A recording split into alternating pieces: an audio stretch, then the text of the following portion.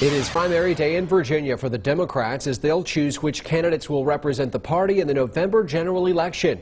That's where we kick off. News Channel 11 at 5. I'm Josh Smith. I'm Sarah Dime, and Democrats are choosing their candidates in races for governor, lieutenant governor, and attorney general. A Roanoke College poll shows former Virginia Governor Terry McAuliffe with a big lead in the race for governor with 49%. Trailing him, former delegate Jennifer Carroll Foy, Senator Jennifer McClellan, Lieutenant Governor Justin Fairfax, and Delegate Lee Carter. In the race for Attorney General in Virginia, the poll's numbers show the incumbent Mark Herring likely will win. That's according to the latest poll that shows Herring holding a 29-point lead over Delegate Jay Jones. The race that appears most wide open right now is for lieutenant governor. There are 6 candidates on the ballot. 45% of voters surveyed said they were still undecided on this race. Let's go to News Channel 11's Ansley Daniel. She's in Bristol, Virginia, where people have been voting. Ansley, what are election officials there saying about turnout in the primary so far?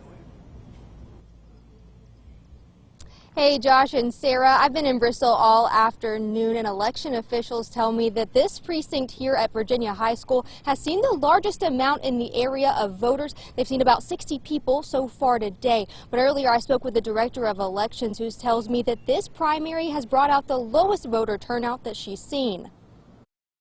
We've only had about a 1.5% turnout overall so far. 2/3 of the people have voted either early or by an absentee mail ballot. People in Virginia have the chance to pick who they want on the ballot in November for the Democratic Party for governor, lieutenant governor, and attorney general. Voter turnout for today's primary is very low.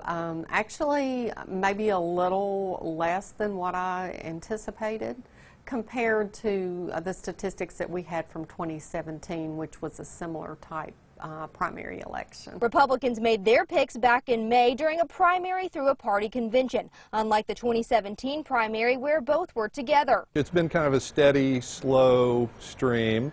There were, I guess, a few more people at lunchtime, but no, we had somebody in right at 6 o'clock. Those working the polls say a rise in absentee voting could be to blame for low turnout on primary day. It makes things easier for people to vote with the no excuse absentee voting and the early voting by person. The few voters out today say they hope people come out to let their voices be heard. It's democratic, and I feel a lot of people feel it's a shoo-in for some of the candidates. There's a large turnaround in our government at this time, and so I hope they realize that we need for them to come out to choose someone that they think that will make a difference.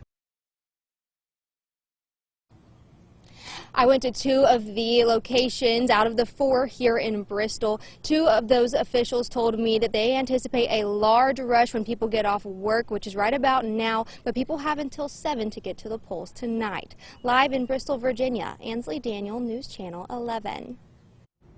Ansley, thanks. And we will be tracking those election results for you, and we'll keep you notified as soon as they start rolling in. Remember, the polls close at 7 o'clock. You can find the latest totals on our website, WJHL.com, and we'll update the results tonight at 11 o'clock.